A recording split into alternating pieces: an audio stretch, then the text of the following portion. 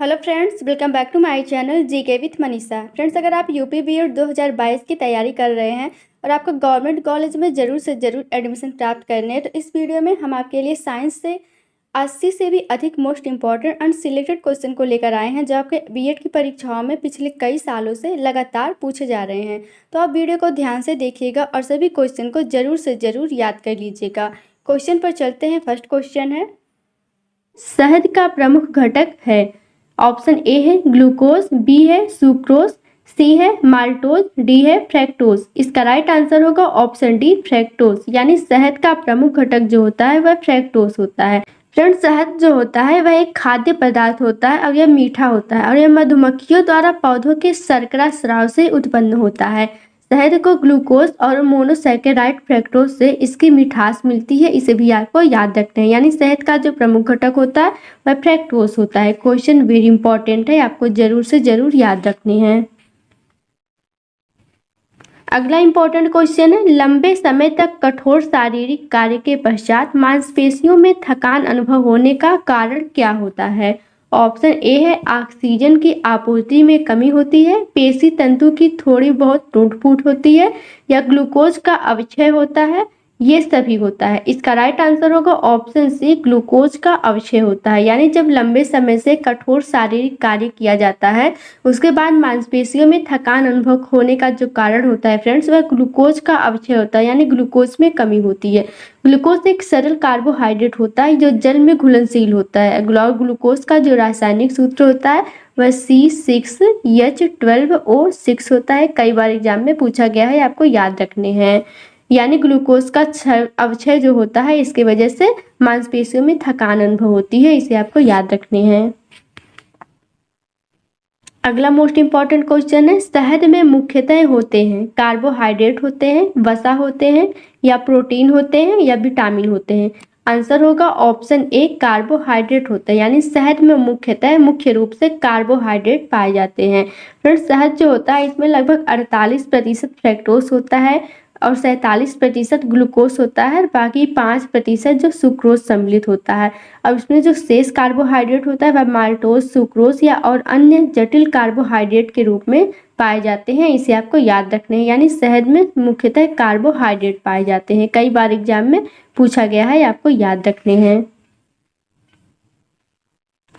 अगला important question है, निम्नलिखित में से सर्वाधिक ऊर्जा प्रदान करता है प्रोटीन, कार्बोहाइड्रेट, खनिज लवण या विटामिन। आंसर होगा ऑप्शन बी कार्बोहाइड्रेट।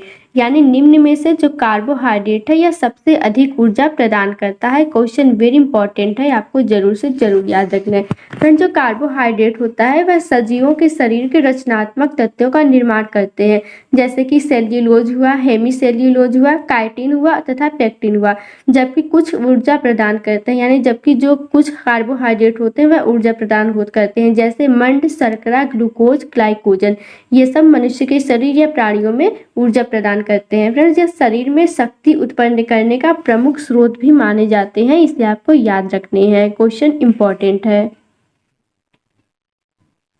अगला क्वेश्चन है, मानव शरीर में कार्बोहाइड्रेट पुनः संग्रह होता है शुगर के रूप में, स्टार्च के रूप में, या ग्लूकोज के रूप में, या ग्लाइकोजन के रूप में।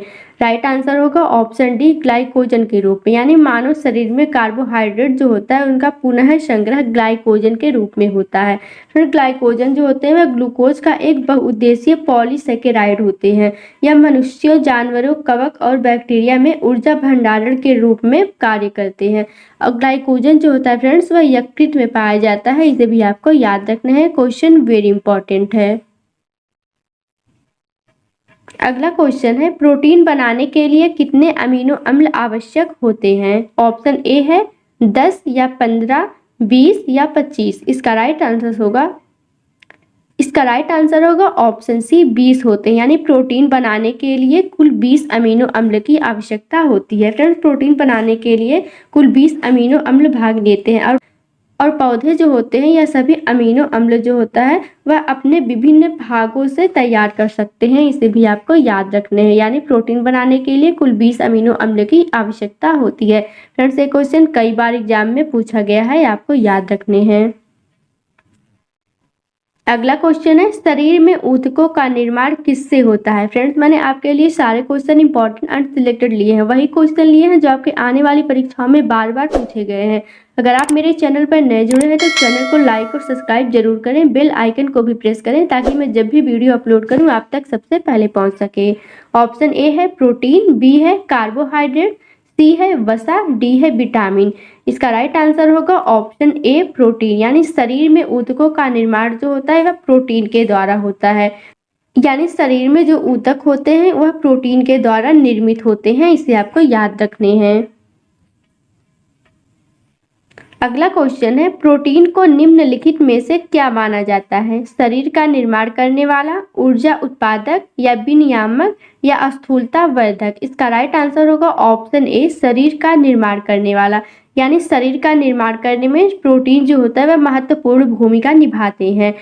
फ्रेंड्स, शरीर का निर्माण करने में जो यौगिक पदार्थ शामिल होते हैं उनमें से मुख्य रूप से प्रोटीन होता है, कार्बोज, वसा और खनिज लवण होते हैं। ये मनुष्य के शरीर या अन्य प्राणियों के शरीर में शरीर के निर्माण करने के लिए महत्वपूर्ण भूमिका निभाते हैं, इसे आपको याद रखने हैं। अगला क्वेश्चन है, एंजाइम मूल रूप से क्या होता है। कार्बोहाइड्रेट, प्रोटीन, वसा या विटामिन। आंसर है ऑप्शन बी प्रोटीन होता है, यानी एंजाइम जो होता है वह मूल रूप से प्रोटीन होते हैं। फ्रेंड्स, एंजाइम जो होते हैं वह प्रोटीन पदार्थ होते हैं। कभी कभी एंजाइम को कार्बनिक उत्प्रेरक या अथवा जैव उत्प्रेरक भी कहा जाता है, इसे भी आपको याद रखने हैं, क्वेश्चन इंपॉर्टेंट है। अगला क्वेश्चन है, वेरी वेरी इंपॉर्टेंट क्वेश्चन है, अल्फा कीरेटिन एक विटामिन है जो कि रक्त में उपस्थित होता है, त्वचा में उपस्थित होता है, ग्रंथि में उपस्थित होता है, या इनमें से किसी में नहीं। राइट आंसर होगा ऑप्शन बी त्वचा में उपस्थित होता है। फ्रेंड्स, जो अल्फा कीरेटिन एक विटामिन होता है यह त्वचा में पाया जाता है, और अल्फा कीरेटिन जो विटामिन होता है यह एक प्रकार का कीरेटिन होता है। यह उपकला कोशिकाओं में पाया जाता है जो शरीर से अंदर और बाहर की सतहों को इंगित करता है, और कीरेटिन जो होता है वह बालों में, नाखूनों और त्वचा की बाहरी परत के ऊतकों को बनाने में सहायता प्रदान करते हैं, इसे भी आपको याद रखने हैं, यानी अल्फा कीरेटिन जो होता है वह त्वचा में उपस्थित होता है। अगला क्वेश्चन है, सोयाबीन में प्रोटीन का प्रतिशत होता है 42%, 60%, 50% या 80%। राइट आंसर होगा ऑप्शन ए 42%, यानी सोयाबीन में प्रोटीन का जो प्रतिशत होता है वह 42% पाया जाता है। फ्रेंड्स, कभी कभी फ्रेंड्स माना जाता है कि 100 ग्राम सोयाबीन अगर होता है उसमें प्रोटीन की जो मात्रा होती है वह 36.5 ग्राम होती है, और सोयाबीन को प्रोटीन का मुख्य या प्रमुख स्रोत माना जाता है, इसे भी आपको याद रखने हैं। अगला क्वेश्चन है, किसमें प्रोटीन नहीं पाया जाता है। मांस में, दाल में, चावल में या सब्जी में। राइट आंसर होगा ऑप्शन सी चावल में, यानी चावल में प्रोटीन नहीं पाया जाता है। चावल में कभी कभी फ्रेंड्स ग्लोब्यूलिन प्रोटीन जो होता है वह नाम मात्रा में पाया जाता है, जबकि चावल में मुख्य रूप से कार्बोहाइड्रेट पाया जाता है, इसे आपको याद रखने हैं। जो कार्बोहाइड्रेट होता है वह मनुष्य को सर्वाधिक ऊर्जा प्रदान करते हैं, इसलिए चावल से एनर्जी ज्यादा प्राप्त होती है, इसे भी आपको याद रखने हैं। अगला क्वेश्चन है, निम्नलिखित में से किस में प्रोटीन का सबसे अधिक स्रोत पाया जाता है। उड़द में, चना में, मटर में या सोयाबीन में। इसका राइट आंसर होगा ऑप्शन डी सोयाबीन में। सोयाबीन जो होता है इसमें सर्वाधिक प्रोटीन पाया जाता है। फ्रेंड्स, चना, उड़द, दाल, मटर ये इन सब में प्रोटीन पाया जाता है, लेकिन सोयाबीन जो होता है इसमें सर्वाधिक मात्रा में प्रोटीन पाया जाता है, इसे आपको याद रखने हैं। अगला क्वेश्चन है, शाकाहारी अधिकतम प्रोटीन पाते हैं दालों से, सब्जियों से, अनाजों से या दूध से। इसका राइट आंसर होगा ऑप्शन ए दालों से, यानी शाकाहारी जो होते हैं या जैसे जो मनुष्य शाकाहारी होते हैं वो अधिकतम जो प्रोटीन होता है वह दाल से प्राप्त करते हैं, इसे आपको याद रखना है। फ्रेंड, दाल भी कई प्रकार की होती है, इसमें से जो मूंग की दाल होती है उसमें सबसे ज्यादा प्रोटीन प्राप्त होते हैं, इसे आपको याद रखने हैं।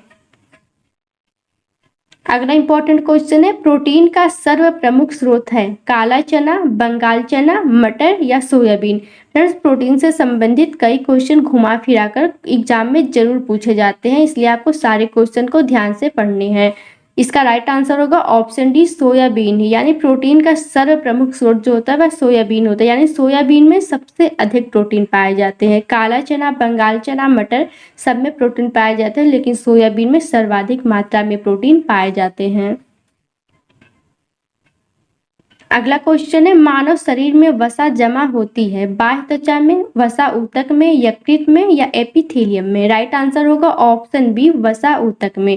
यानी मानव शरीर में जो वसा का जमाव होता है वह वसा ऊतक में होता है, इसे आपको याद रखना है। फ्रेंड्स, वसा ऊतक जो होते हैं वह भी एक प्रकार के वसा ही होते हैं और सामान्य वसा ऊतक हमारे पूरे शरीर में पाया जाता है, जबकि त्वचा के नीचे बड़ी मात्रा में वसा ऊतक पाए जाते हैं। इसे उपचर्म वसा ऊतक भी कहा जाता है, इसे भी आपको याद रखना है। यानी त्वचा के नीचे जो होता है वह सब बड़ी मात्रा में वसा ऊतक पाए जाते हैं, अब यह वसा ऊतक में भाग लेते हैं। अगला क्वेश्चन है, निम्नलिखित में से किस विटामिन की कमी के कारण मसूड़ों से रक्त आता है और दांत हिलने लगता है। विटामिन ए से, विटामिन बी, विटामिन सी से या विटामिन डी से। राइट आंसर होगा ऑप्शन सी, विटामिन सी की कमी से। विटामिन सी की कमी से मसूड़ों से रक्त आता है और दांत हिलने लगता है, इसे आपको याद रखना है। फ्रेंड्स, विटामिन सी का प्रमुख स्रोत जो होता है वह खट्टे फल होते हैं, यानी खट्टे फलों से विटामिन सी सर्वाधिक मात्रा में प्राप्त किया जाता है। और विटामिन सी की कमी से जो होता है वह स्कर्वी रोग होता है। अब इसकी वजह से मसूड़ों से रक्त आता है और दांत हिलने लगता है। क्वेश्चन कई बार एग्जाम में पूछा गया है, आपको जरूर से जरूर याद रखने हैं। अगला क्वेश्चन है, निम्नलिखित विटामिनों में से कौन सा शरीर में भंडारित नहीं होता है। Vitamin A, vitamin C, vitamin D या विटामिन ई। राइट आंसर होगा option C, vitamin D. Vitamin D यह एक ऐसा विटामिन होता है जो मनुष्य के शरीर या किसी के भी शरीर में भंडारित नहीं होता, यानी संचित नहीं होता है, इसे आपको याद रखने हैं। विटामिन डी का जो प्रमुख स्रोत होता है फ्रेंड्स, वह सबसे अधिक सूर्य का प्रकाश होता है, यानी सूर्य के प्रकाश से सर्वाधिक मात्रा में विटामिन डी को प्राप्त किया जाता है। विटामिन डी से रिकेट्स होता है, यानी विटामिन डी की कमी से सूखा रोग होता है, इसे भी आपको याद रखने हैं। अगला क्वेश्चन है, निम्नलिखित में से किस एक को छोड़कर बाकी सभी प्राणियों द्वारा उत्सर्जित पदार्थ हैं। Ammonia, urea, carbohydrate, uric acid. Right answer है ऑप्शन सी, कार्बोहाइड्रेट। कार्बोहाइड्रेट को छोड़कर बाकी अमोनिया, यूरिया, यूरिक एसिड यह सब सभी प्राणियों के द्वारा उत्सर्जित पदार्थ के रूप में जाने जाते हैं, इसे आपको याद रखना है। यानी अमोनिया, यूरिया, यूरिक एसिड यह उत्सर्जित किए जाते हैं प्राणियों या सभी मनुष्य के द्वारा, इसे आपको याद रखने हैं। अगला मोस्ट इंपॉर्टेंट क्वेश्चन है, मानव शरीर में पिट्यूटरी ग्रंथि स्थित कहाँ होता है। गले में, सीने में, मस्तिष्क में या यकृत में। राइट आंसर है ऑप्शन सी, मस्तिष्क में। मनुष्य के शरीर में पिट्यूटरी ग्रंथि जो होता है वह मस्तिष्क में पाया जाता है या स्थित होता है। पिट्यूटरी ग्रंथि जो होता है वह मनुष्य के शरीर की सबसे छोटी ग्रंथि के नाम से भी जानी जाती है, इसे भी आपको याद रखना है। और पिट्यूटरी ग्रंथि जो होती है वह एक अंतःस्रावी ग्रंथि होती है। इसका आकार जो होता है वह मटर के दाने के आकार का होता है और इसका वजन जो होता है वह 0.6 ग्राम के बराबर होता है। इसे क्वेश्चन वेरी इंपॉर्टेंट है, आपको जरूर से जरूर याद रखने हैं। क्वेश्चन है, निम्न में से कौन सा कवकीय रोग है। धवल रोग, एक्जिमा, दाद या हाथी पांव। राइट आंसर है ऑप्शन सी, दाद। दाद जो होता है यह एक कवक के द्वारा होने वाला रोग है। यह किस कवक के द्वारा फैलता है, ट्राइकोफाइटॉन, यानी ट्राइकोफाइटॉन नामक कवक के द्वारा दाद रोग जो होता है फैलता है। इसको रिंग वर्म भी कहा जाता है। फ्रेंड, दाद जो होता है यह एक आम और अत्यंत संक्रामक त्वचा संक्रमण होता है, इसे आपको याद रखने हैं। अगला इंपॉर्टेंट क्वेश्चन है, एड्स रोग होता है जीवाणु से, विषाणु से, कवक से या फफूंद से। राइट आंसर है ऑप्शन बी, विषाणु से। यानी एड्स रोग जो होता है वह एक विषाणु के द्वारा फैलने वाला रोग है। इसका जो विषाणु है उसका क्या नाम है, HIV, यानी HIV विषाणु के द्वारा एड्स रोग फैलता है। यह एक वायरस होता है जिससे एड्स रोग फैलता है, आपको याद रखने हैं। अगला क्वेश्चन है, काला अजार का संचार किससे होता है। काली मक्खी से, बालू मक्खी से, सेटसी से या चिचड़ी से। राइट आंसर है ऑप्शन बी, बालू मक्खी। बालू मक्खी के द्वारा काला अजार रोग का संचार फैलता है। फ्रेंड्स, बालू मक्खी जो होती है यह जो होती है फ्रेंड्स, काला अजार का संक्रमण बालू मक्खी या जिसको सैंड फ्लाई के नाम से जाना जाता है इसके द्वारा फैलता है। यह काला अजार को एक व्यक्ति से दूसरे व्यक्ति तक फैलाती है, इसे आपको याद रखने हैं। अगला क्वेश्चन है, कैडमियम प्रदूषण किससे संबंधित है। मीना माता रोग से, ब्लैक फुट रोग से, डिसलेक्सिया रोग से, इटाई से। राइट आंसर है ऑप्शन डी, इटाई से। कैडमियम प्रदूषण के द्वारा इटाई रोग होता है। फ्रेंड्स, इटाई जो होता है इसका शाब्दिक अर्थ होता है यह दर्द होता है, और यह रोग कैडमियम प्रदूषण के द्वारा फैलने वाला रोग है। क्वेश्चन वेरी इंपॉर्टेंट है, आपको याद रखना है, यानी कैडमियम प्रदूषण इटाई रोग से संबंधित है। अगला इंपॉर्टेंट क्वेश्चन है, कहाँ काम करने वाले व्यक्तियों को ब्लैक लंग रोग हो जाता है। फ्रेंड्स, मैंने आपके लिए सारे क्वेश्चन इंपॉर्टेंट एंड सिलेक्टेड लिए हैं, वही क्वेश्चन लिए हैं जो आपकी परीक्षाओं में बार बार पूछे गए हैं। अगर आप मेरे चैनल पर नए जुड़े हैं तो चैनल को लाइक और सब्सक्राइब करना ना भूलें, बेल आइकन को भी प्रेस करें ताकि मैं जब भी वीडियो अपलोड करूँ आप तक सबसे पहले पहुँच सके। ऑप्शन ए है विद्युत लेपन उद्योग में, कार्बनिक विलायक उद्योग में, पेंट विनिर्माण उद्योग में, या कोयला के खान में। राइट आंसर होगा ऑप्शन डी, कोयला के खान में, यानी कोयला खान में काम करने वाले व्यक्तियों को ब्लैक लंग रोग हो जाता है। फ्रेंड्स, इस बीमारी को कोल वर्कर्स निमोकोनार्थोसिस के नाम से भी जाना जाता है, कभी कभी एग्जाम में पूछा गया है। यह बीमारी तब होता है जब कोई व्यक्ति कोयले की धूल के संपर्क में ज़्यादा रहता है, यानी कोयले की खान में जब कोई व्यक्ति ज़्यादा काम करता है, ज़्यादा उसके संपर्क में रहता है, तभी ब्लैक रंग रोग हो जाता है, आपको याद रखना है।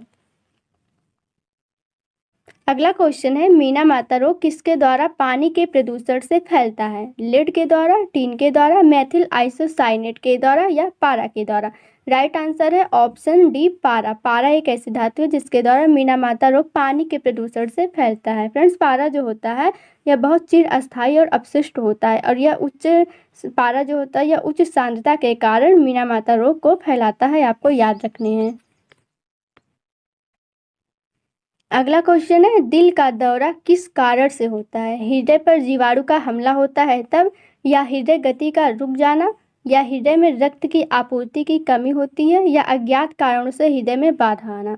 राइट आंसर होगा ऑप्शन सी, हृदय में रक्त की आपूर्ति की कमी होना, यानी जब हृदय में रक्त आपूर्ति की कमी होती है तो दिल का दौरा हो जाता है। फ्रेंड्स, कभी कभी जो होता है फैट या कोलेस्टेरॉल जो होता है वह हृदय की सतह पर कोरोनरी धमनियों के अंदर जाकर के जमा हो जाता है, जिससे धमनियाँ क्या होता है कि सिकुड़ जाती हैं। इससे हृदय में ऑक्सीजन युक्त रक्त का प्रवाह कम हो जाता है, जिससे दिल का दौरा हो जाता है। इसे आपको याद रखने हैं।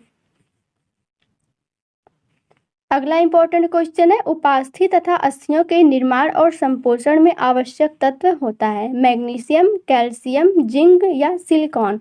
राइट आंसर है ऑप्शन बी, कैल्शियम। कैल्शियम जो है उपास्थि तथा अस्थियों के निर्माण और संपोषण में का आवश्यक तत्व होता है। फ्रेंड्स, कैल्शियम एक रासायनिक तत्व होता है और यह क्षारीय मृदा धातु के नाम से भी जाना जाता है, और यह उपास्थि तथा अस्थियों के निर्माण में जो है बहुत महत्वपूर्ण भूमिका निभाता है, आपको याद रखना है। क्वेश्चन वेरी इंपॉर्टेंट है। अगला क्वेश्चन है, रक्त अस्कंदन में कौन सा विटामिन क्रियाशील होता है। विटामिन के, विटामिन डी, विटामिन ए, या विटामिन सी। राइट आंसर है ऑप्शन ए, विटामिन के। विटामिन के जो होता है वह रक्त अस्कंदन में क्रियाशील होता है, आपको याद रखना है। फ्रेंड्स, विटामिन के का जो दूसरा नाम होता है वह फाइलोक्विनोन के नाम से भी जाना जाता है, और यह रक्त को थक्का बनाने में महत्वपूर्ण भूमिका निभाता है, आपको याद रखने हैं। अगला क्वेश्चन है, माँ का दूध नवजात को लगभग संपूर्ण आहार प्रदान करता है, किंतु इसमें निम्नलिखित का अभाव होता है। यानी जो माँ का दूध जो होता है वह नवजात बच्चे के लिए लगभग संपूर्ण आहार प्रदान करता है, लेकिन उसमें ऐसा कौन सा तत्व होता है जो नहीं पाया जाता है। ऑप्शन ए है पोटेशियम, मैग्नीशियम, लौह, या कैल्शियम। राइट आंसर है ऑप्शन सी, लौह। यानी लौह एक ऐसा पदार्थ है, लौह एक ऐसा तत्व है जो माँ का दूध नवजात को लगभग संपूर्ण आहार प्रदान करता है, लेकिन उसमें लौह तत्व नहीं पाया जाता है, आपको याद रखने हैं। फ्रेंड्स, माँ के दूध में आवश्यक पोषक तत्व जो होते हैं वह खनिज हो गया, विटामिन, प्रोटीन, वसा, एंटीबॉडी और ऐसे तत्व पाए जाते हैं जो नवजात बच्चे के संपूर्ण विकास के लिए आवश्यक होते हैं। लेकिन यह जो होता है जन्म के 6 महीने तक सभी आहार की पूर्ति करता है, उसके बाद कुछ तत्व बाहर से लेने पड़ते हैं, आपको याद रखने हैं। अगला क्वेश्चन है, रक्त शरीर में क्या कार्य करता है। तरलता बनाता है, भोजन पचाने में सहायता करता है, या पूरे शरीर में ऑक्सीजन पहुंचाता है, खड़े होने में सहायता प्रदान करता है। राइट आंसर है ऑप्शन सी, पूरे शरीर में ऑक्सीजन को पहुंचाता है। यानी रक्त जो होता है वह मनुष्य के शरीर में पूरे शरीर में ऑक्सीजन को पहुंचाता है, यह इसका मुख्य कार्य है, आपको याद रखने हैं। अगला मोस्ट इम्पॉर्टेंट क्वेश्चन है, पाचन तंत्र में सामान्य रूप से पाए जाने वाले विकार को चुनिए। पीलिया, सतत पेशी संकुचन, पेचिश या दमा। राइट आंसर होगा ऑप्शन सी पेचिश। यानी पाचन तंत्र में सामान्य रूप से पाया जाने वाला जो विकार है वह पेचिश होता है। क्वेश्चन वेरी वेरी इंपॉर्टेंट है, आपको याद रखने हैं। फ्रेंड्स, पेचिश जो होता है वह बड़ी आंत या पेट में संक्रमण के कारण होता है, जिसे डिसेंट्री के नाम से भी जानी जाती है, यानी जिसे डिसेंट्री कहा जाता है। और इसमें रोगी को पेट में ऐंठन होती है बार बार, और मल के साथ बलगम या कभी कभी खून भी आता है। इसे आपको याद रखने हैं। अगला क्वेश्चन है, रेबीज क्या है? जीवाणु जनित रोग है, विषाणु जनित रोग है या कृमि जनित रोग है, प्रोटोजोआ जनित रोग है? राइट आंसर है ऑप्शन बी विषाणु जनित रोग है। यानी रेबीज जो होता है वह विषाणु के द्वारा फैलने वाला रोग होता है। फ्रेंड्स, रेबीज एक बीमारी होती है जो रेबीज नामक विषाणु से होता है, और यह विषाणु संक्रमित पशुओं की लार में पाया जाता है। यानी कुत्ता जो होता है उसके संक्रमित लार में पाया जाता है, और जब कुत्ता मनुष्य को काट लेता है तो यह विषाणु मनुष्य के शरीर में प्रवेश कर जाता है, जिससे वह फैलता है। आपको याद रखने हैं। अगला क्वेश्चन है, मस्तिष्क का कौन सा भाग शरीर के आसन और संतुलन को बनाए रखता है? अग्र मस्तिष्क, मध्य मस्तिष्क, पश्चिम मस्तिष्क या रीढ़ की हड्डी? राइट आंसर है ऑप्शन सी पश्चिम मस्तिष्क। मनुष्य के शरीर में मस्तिष्क में जो पश्चिम मस्तिष्क होता है यह आसन और संतुलन को बनाए रखने में सहायता प्रदान करता है। आपको याद रखने हैं। अगला क्वेश्चन है, अगर अग्न्याशय में विकार हो तो क्या होगा? पाचन क्रिया ठीक नहीं होगी, रक्त का बनना बंद हो जाएगा, इंसुलिन और ग्लूकागोन नहीं बनेंगे या रक्तचाप बढ़ जाएगा? राइट आंसर है ऑप्शन सी इंसुलिन और ग्लूकागोन नहीं बनेंगे। यानी अगर अग्न्याशय में कोई विकार उत्पन्न हो जाता है तो इंसुलिन और ग्लूकागोन का बनना बंद हो जाता है। फ्रेंड्स, इंसुलिन जो होता है वह बीटा कोशिकाओं के द्वारा संस्रावित होता है, और ग्लूकागोन जो होता है यह अल्फा कोशिकाओं के द्वारा स्रावित होता है, और यह एक पेप्टाइड हार्मोन्स के नाम से भी जाना जाता है। इसे भी आपको याद रखने हैं, कभी कभी एग्जाम में पूछा गया है। अगला इंपॉर्टेंट क्वेश्चन है, किसके अवशोषण में विटामिन सी मदद करता है? कैल्शियम के, आयोडीन के, लौह के या सोडियम के? राइट आंसर है ऑप्शन सी लौह के। यानी लौह के अवशोषण में जो विटामिन सी होता है वह महत्वपूर्ण भूमिका निभाता है। फ्रेंड्स, विटामिन सी के द्वारा होने वाला रोग जो होता है वह अस्कर्वी रोग होता है, और इसका मुख्य स्रोत जो होता है वह खट्टे फल होते हैं। यानी विटामिन सी खट्टे फलों में पाया जाता है। आपको याद रखना है, क्वेश्चन इंपॉर्टेंट है। अगला क्वेश्चन है, गाय और भैंस के थनों में दुग्ध उतारने के लिए किस हार्मोन की सुई लगाई जाती है? क्वेश्चन इंपॉर्टेंट है। इंसुलिन, ऑक्सीटोसिन, इंटरफेरॉन या सोमेटोट्रोपिन? राइट आंसर है ऑप्शन बी ऑक्सीटोसिन। ऑक्सीटोसिन यह एक ऐसा हार्मोन है जो गाय और भैंस के थनों में दुग्ध उतारने के लिए इसका इंजेक्शन लगाया जाता है। फ्रेंड्स, ऑक्सीटोसिन एक पेप्टाइड हार्मोन होता है जो इंसानों और पशुओं दोनों में पाया जाता है। इसे भी आपको याद रखना है, कई बार पूछा गया है। अगला क्वेश्चन है, क्रेब्स चक्र में किसका अवशोषण होता है? फ्यूमेरिक एसिड का, लैक्टिक एसिड का, पायरुविक एसिड का, इनमें से कोई नहीं? राइट आंसर है option C pyruvic acid. Pyruvic acid यह एक ऐसा एसिड होता है जो क्रेब्स के चक्र में इसका अवशोषण होता है। फ्रेंड्स, क्रेब्स चक्र को सिट्रिक एसिड साइकिल या CAC के नाम से भी जाना जाता है, और यह वायवीय श्वसन की दूसरी अवस्था होती है। यह कोशिका के माइटोकॉन्ड्रिया में होता है। ये भी बहुत इंपॉर्टेंट है, कई बार पूछा गया है। यानी क्रेब्स चक्र जो होता है वह कोशिका के माइटोकॉन्ड्रिया में होता है, और इस क्रिया में ग्लूकोज का अंत पदार्थ जो होता है वह पायरुविक एसिड पूर्ण रूप से ऑक्सीकृत होकर कार्बन डाइऑक्साइड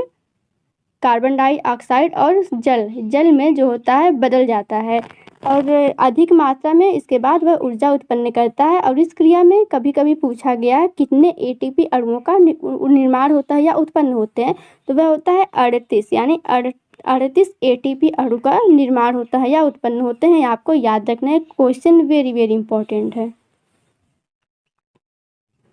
अगला क्वेश्चन है, दोहरी बाहरी झिल्ली युक्त कोशिकांग है? तारक का, लयन का, माइटोकॉन्ड्रिया या राइबोसोम? राइट आंसर है ऑप्शन सी माइटोकॉन्ड्रिया। यानी माइटोकॉन्ड्रिया जो होता है जिसे दोहरी बाहरी झिल्ली युक्त कोशिकांग के नाम से भी जाना जाता है। फ्रेंड्स, माइटोकॉन्ड्रिया को कोशिका का पावर हाउस कहा जाता है, बिजली घर भी कहा जाता है, इसे ऊर्जा का घर भी कहा जाता है। इसे आपको याद रखना है, ये भी पूछा जाता है।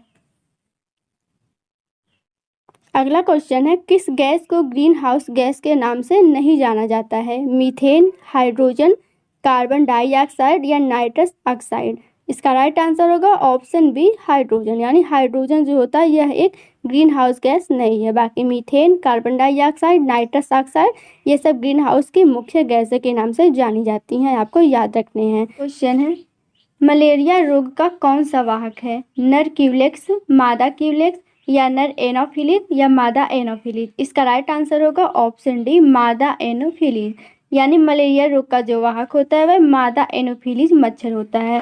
फ्रेंड्स, मलेरिया रोग होता है जिसका परजीवी का वाहक मादा एनोफिलिस मच्छर होता है। इसके काटने पर मलेरिया के परजीवी जो होते हैं वह हमारे शरीर के लाल रक्त कोशिकाएं जो होती हैं उनमें प्रवेश कर जाते हैं और जहां पर वो बहुगुणित होकर के मलेरिया रोग फैलाते हैं। इसे आपको याद रखने हैं। अगला क्वेश्चन है हाइड्रा का प्रजनन अंग है सीलिया, कूटपाल या टेंटिकल्स या फ्लैजिला? इसका राइट आंसर होगा ऑप्शन सी टेंटिकल्स, यानी हाइड्रा का जो प्रजनन अंग है वह टेंटिकल्स कहलाता है।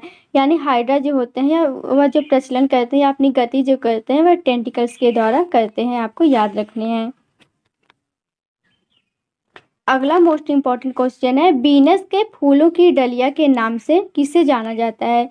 ल्यूकोसोलेनिया को या साइकिल को या स्पंजिया को, यूप्लेक्टेला को? इसका राइट आंसर होगा ऑप्शन डी यूप्लेक्टेला को, यानी बीनस के फूलों की डलिया जो होता है उसे यूप्लेक्टेला को कहा जाता है। फ्रेंड्स, बीनस के फूलों की जो डलिया या टोकरी होती है यह फाइलम पोरीफेरा में एक कांच का स्पंज होता है और यह एक समुद्री स्पंज के नाम से भी जाना जाता है जो प्रशांत महासागर के गहरे पानी में पाया जाता है। यह लगभग 500 मीटर से भी नीचे गहराई में पाया जाता है, इसे भी आपको याद रखने हैं।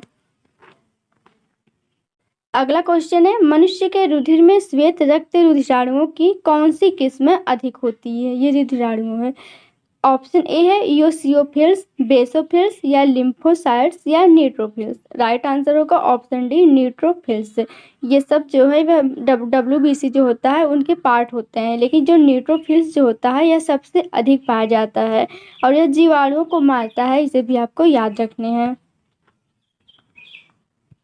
अगला क्वेश्चन है मलेरिया परजीवी तथा अमीबा को किस श्रेणी में रखा जाता है? प्रोटोजोआ, पोरीफेरा, सीलेंट्रेटा या एनेलिडा? राइट आंसर होगा ऑप्शन ए प्रोटोजोआ में, यानी मलेरिया परजीवी तथा अमीबा जो है यह प्रोटोजोआ संघ में रखे गए हैं। फ्रेंड्स, प्रोटोजोआ जो होता है वह ऐसे प्राणियों का संघ है जिसमें सभी प्राणी जो होते हैं वह एक कोशिकीय होते हैं, यानी इसमें एक कोशिकीय प्राणी पाए जाते हैं।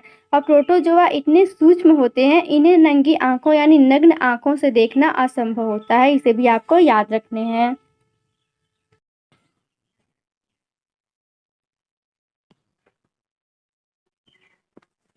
अगला क्वेश्चन है मानव शरीर के कौन से अंग का प्रत्यारोपण नहीं किया जाता है? क्वेश्चन वेरी वेरी इंपॉर्टेंट है, कई बार एग्जाम में पूछा गया है। गुर्दा का, हृदय का या फेफड़ा का या मस्तिष्क का? राइट आंसर होगा ऑप्शन डी मस्तिष्क का, यानी मनुष्य के शरीर में मस्तिष्क यह एक ऐसा भाग है जिसका प्रत्यारोपण नहीं किया जा सकता है। अगला क्वेश्चन है अमीबा में कूटपाद महत्वपूर्ण होते हैं भोजन ग्रहण करने के लिए, केवल प्रचलन के लिए या भोजन ग्रहण करने तथा प्रचलन के लिए या केवल आक्रमण के लिए? राइट आंसर होगा ऑप्शन सी भोजन ग्रहण करने तथा प्रचलन के लिए अमीबा में कूटपाद महत्वपूर्ण होते हैं। फ्रेंड्स, अमीबा में जो कूटपाद होते हैं उन्हें नकली पैर के नाम से जाना जाता है और ये भोजन करने या तथा प्रचलन या गति के लिए महत्वपूर्ण माने जाते हैं, आपको याद रखने हैं। अगला क्वेश्चन है मानव शरीर में हृदय का कार्य है पंपिंग स्टेशन की तरह, शरीर को ऊर्जा देना, तापक्रम को बढ़ाना या इनमें से कोई नहीं? राइट आंसर होगा ऑप्शन ए पंपिंग स्टेशन की तरह, यानी मानव शरीर में जो हृदय है उसका कार्य सेम पंपिंग स्टेशन की तरह है। फ्रेंड्स, हमारे शरीर में जो हृदय है उसका जो प्रमुख कार्य है वह धमनियों के माध्यम से ऑक्सीजन और पोषक तत्वों को ऊतकों और शरीर के अन्य हिस्सों तक पंप करते हुए पहुंचाना होता है, इसे भी आपको याद रखने हैं। अगला क्वेश्चन है पेप्सिन बदल देता है स्टार्च को शर्करा में, प्रोटीन को पॉलीपेप्टाइड में या प्रोटीन को अमीनो अम्ल में या वसा को वसा अम्ल में। फ्रेंड्स, इसका राइट आंसर होगा ऑप्शन बी, प्रोटीन और प्रोटीन को पॉलीपेप्टाइड में, यानी पेप्सिन जो होता है वह प्रोटीन को पॉलीपेप्टाइड में बदल देता है। फ्रेंड्स, पेप्सिन जो होता है वह उन स्थितियों में भोजन के पाचन में मदद करता है जहां पाचन तंत्र भोजन को पचाने के लिए पर्याप्त एंजाइम का निर्माण नहीं कर पाता है। वहां पर पेप्सिन जो होता है वह पाचन तंत्र में भोजन को पचाने के लिए सहायता प्रदान करता है। इसे भी आपको याद रखने हैं। अगला मोस्ट इम्पॉर्टेंट क्वेश्चन है, कौन सा हार्मोन लड़ो और उड़ो हार्मोन के नाम से जाना जाता है या कहलाता है? इंसुलिन, एड्रीनेलिन या एस्ट्रोजन या ऑक्सीटोसिन? राइट आंसर होगा ऑप्शन बी, एड्रीनेलिन। यानी एड्रीनेलिन यह एक ऐसा हार्मोन है जो लड़ो और उड़ो हार्मोन के नाम से जाना जाता है। इसे फाइट एंड फ्लाइट हार्मोन के नाम से भी जाना जाता है। अगला क्वेश्चन है, किस शारीरिक प्रक्रम से प्रोथ्रोम्बिन का संपर्क है? उत्सर्जन, रक्त जमाव, प्रजनन या वृद्धि? राइट आंसर होगा ऑप्शन बी, रक्त जमाव। यानी रक्त जमाव यह एक ऐसा शारीरिक प्रक्रम है जिसमें प्रोथ्रोम्बिन का संपर्क होता है, यानी प्रोथ्रोम्बिन के द्वारा ही रक्त का जमाव होता है। फ्रेंड्स, प्रोथ्रोम्बिन जो होता है यह हमारे लीवर द्वारा बनाए जाने वाला एक तरह का प्रोटीन होता है जो हमारे शरीर के खून के थक्के जमाने में मदद करते हैं। आपको याद रखने हैं। अगला क्वेश्चन है, रुधिर के प्लाज्मा में निम्न में से किसके द्वारा एंटीबॉडी निर्मित होती है या एंटीबॉडी का निर्माण होता है? मोनोसाइट के द्वारा, लिम्फोसाइट के द्वारा या इयोसिनोफिल के द्वारा या न्यूट्रोफिल्स के द्वारा? इसका राइट आंसर होगा ऑप्शन बी, लिम्फोसाइट के द्वारा। यानी रुधिर के प्लाज्मा में जो लिम्फोसाइट पाया जाता है इसके द्वारा एंटीबॉडी का निर्माण होता है, यानी एंटीबॉडी निर्मित होती है। फ्रेंड्स, रुधिर के प्लाज्मा में लिम्फोसाइट द्वारा एंटीबॉडी का प्रतिरक्षी प्रोटीन्स निर्मित होती है जो कि विष पदार्थों को निष्क्रिय करती है, यानी जो विष पदार्थ होते हैं वहाँ पर उनको इनएक्टिव कर देती है। आपको याद रखने हैं। अगला मोस्ट इम्पॉर्टेंट क्वेश्चन है, नेत्रदान में आंख का कौन सा भाग प्रयुक्त किया जाता है? रेटिना, कॉर्निया, नेत्र लेंस या संपूर्ण आंख? राइट आंसर है ऑप्शन बी, कॉर्निया। यानी नेत्रदान में कॉर्निया यह एक ऐसा भाग है जो नेत्रदान में प्रयुक्त किया जाता है। फ्रेंड्स, कॉर्निया जो होता है यह आंख का वह पारदर्शी हिस्सा होता है जिस पर से बाहर का प्रकाश पड़ता है और यह आंख के 2/3 लगभग भाग माना जाता है। इसे भी आपको याद रखने हैं। अगला क्वेश्चन है, मनुष्य के शरीर में मुख्य नाइट्रोजनीय अपशिष्ट कौन सा होता है? यूरिया, अमोनिया, यूरिक अम्ल या अमोनियम नाइट्रेट? राइट आंसर होगा ऑप्शन ए, यूरिया। यानी यूरिया यह मनुष्य के शरीर में मुख्य नाइट्रोजनीय अपशिष्ट पदार्थ के नाम से जाना जाता है और यह मनुष्य के गुर्दे यानी किडनी के द्वारा शरीर से बाहर निकाल लिया जाता है। इसे भी आपको याद रखने हैं। अगला क्वेश्चन है, पाचन क्रिया में प्रोटीन निम्न में से किस पदार्थ में बदल जाते हैं? वसा में, ग्लूकोज में, अमीनो अम्ल में या शर्करा में? राइट आंसर होगा ऑप्शन सी, अमीनो अम्ल में। यानी पाचन क्रिया में जो प्रोटीन होता है वह अमीनो अम्ल पदार्थ में बदल जाता है। क्वेश्चन वेरी इंपॉर्टेंट है, आपको याद रखने हैं। अगला क्वेश्चन है, मानव शरीर में पैरों की हड्डियां हैं ह्यूमरस एवं उरुअस्थि, फीबुला एवं टिबिया, फीबुला एवं उस्मा टिबिया या टिबिया एवं बहिप्रकोष्ठता? राइट आंसर होगा ऑप्शन बी, फीबुला एवं टिबिया। फीबुला एवं टिबिया यह दोनों हड्डियां जो होती है वह मानव शरीर के पैरों में पाई जाती हैं। फ्रेंड्स, मानव शरीर में जो सबसे बड़ी हड्डी होती है वह फीमर होती है, यह भी पैर में ही पाई जाती है जो ठिवने के ऊपर होती है और ठिवने के नीचे जो होती है वह फीबुला एवं टिबिया पाई जाती हैं। इसे भी आपको याद रखना है, क्वेश्चन वेरी इंपॉर्टेंट है। अगला है, मानव शरीर में भोजन का रक्त द्वारा अवशोषण कहाँ सर्वाधिक होता है? यकृत में, आमाशय में, छोटी आंत में या बड़ी आंत में? राइट आंसर होगा ऑप्शन डी, छोटी आंत में। यानी मानव शरीर में भोजन का जब पूछे रक्त के द्वारा अवशोषण कहाँ होता है तो यह छोटी आंत में होता है।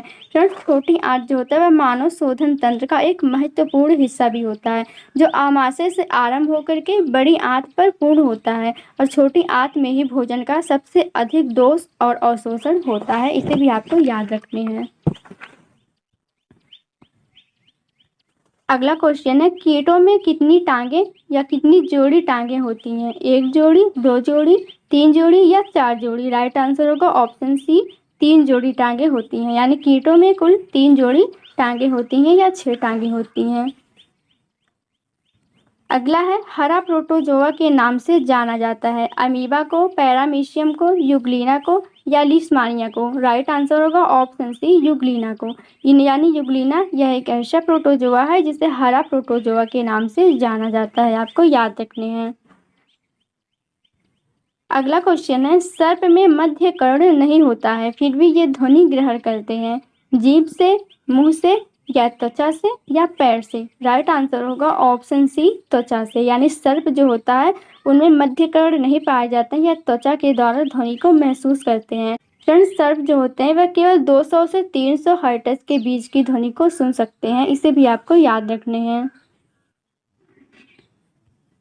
अगला क्वेश्चन है मुख में स्टार्च का शर्करा में पाचन किसके द्वारा होता है, एमाइलेज के द्वारा, टायलिन के द्वारा या पेप्सिन के द्वारा, लाइपेज के द्वारा। राइट आंसर होगा ऑप्शन बी टायलिन।